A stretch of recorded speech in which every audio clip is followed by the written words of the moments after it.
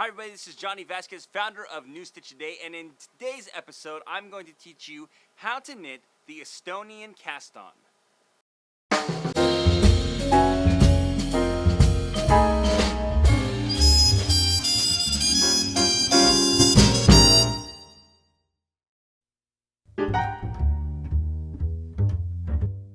How to knit the Estonian Cast On. For this tutorial, you will need a pair of knitting needles. Special thanks to our sponsor Skacel for providing today's needles. Today we are using their Addi Natura double pointed needles in size 8. Special thanks to our sponsor Lion Brand for providing today's yarn. Today we are using their Superwash Merino Cashmere line in the color Saffron. The Estonian Cast On is a method of creating a ribbed cast on that's got a nice durable edge with a lot of stretch to it. It's a variation of the longtail cast on, and it was developed for Estonian lace, and it's a great way to put a cool decorative edge on your cuffs. It can be used for sweaters or socks, even ribbings around hats, and you can see that it gives kind of this double braided sort of look to the edge. So we're going to show you how to do it right now. So as we said before, this is a variation of the longtail cast on. So for step one, we're going to make sure that we measure out a good amount of yarn. Usually what I'll do is wrap my yarn around my needle about 5 times, and that will give me the equivalent to about 5 stitches. Now if you don't want to do that, you could also measure out about an inch per stitch, and that will give you a good equivalent as well. So now we can measure out, that's about 10 stitches, this is 15, and this would be 20. So that will be a good place to start.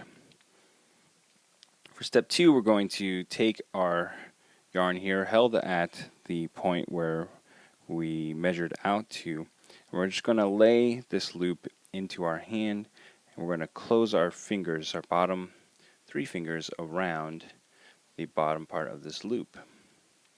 For step 3, we're going to insert our forefinger and our thumb into our loop here. We're just going to spread it out, and we're going to create a bridge across between our fingers.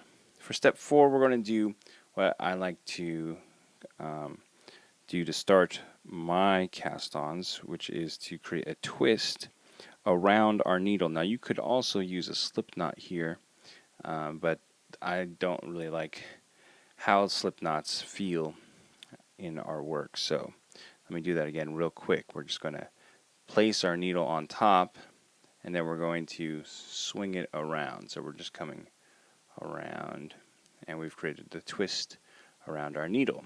So no need for a slip knot.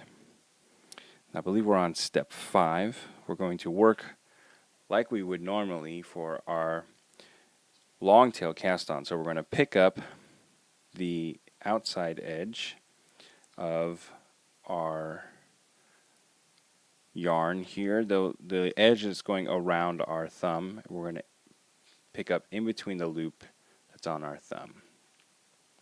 For step 6, we're going to come around and go in between the yarn that is around our forefinger. We're going to come right underneath this inside strand. Now for step 7, we're going to come through the loop that's on our thumb.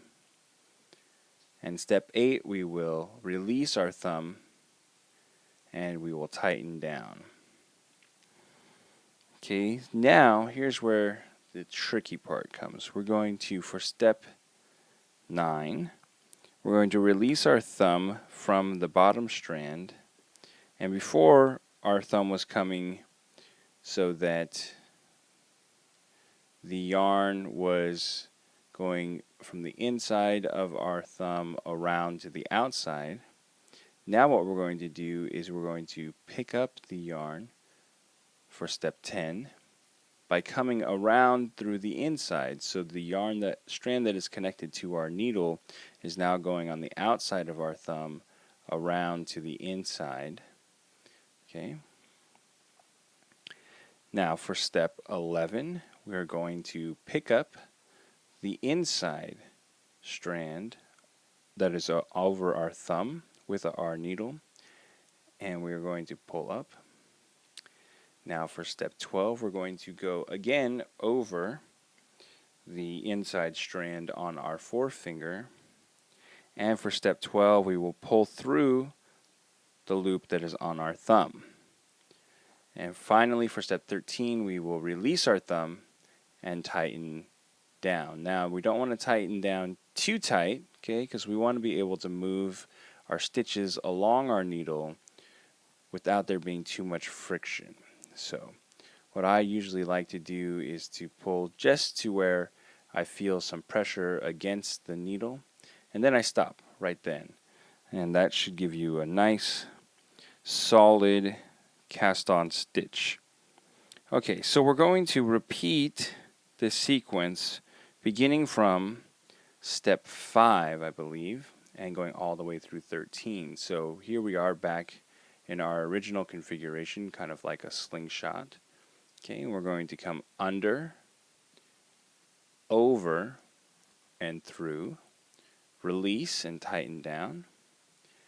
And here we are back in our slingshot. We're going to release our thumb, come back under and around. Then we're going to pick up the inside, go over the middle and through the thumb, release and tighten down. Okay, so let's do that again. We're picking up the thumb just like we would for the long tail. Okay, and I kind of did this all in one motion. But essentially we are picking up, going over, and coming through all at one time. Release and tighten down. Switch it around. Pick up, come over and through. Release and tighten down. Okay, so I'm going to do this a couple more times, and we can see that this is actually a pretty solid, fluid motion once you get the hang of it. So it doesn't really have to take a long time to cast on. That's one of the nice things about the long tail cast on, is how smooth it can be when you're casting on multiple stitches. So I cast on a few stitches here, and I just want you to be able to look and see what's been created as a result. We can see these double strands that we've created that wrap over each other, and they give it that really nice look on ribbing. It'll be a little bit more decorative if you were to use it on stockinette fabric, but it's going to be a nice durable edge that gives you a lot of stretch, and it's not too difficult to do, especially if you already know how to do the long tail cast on. And that's how we knit the Estonian Cast On. This technique is part of our Ultimate Guide to Knitting Cast-Ons class, a collection of more than 10 different ways to cast on and the best ways to use them.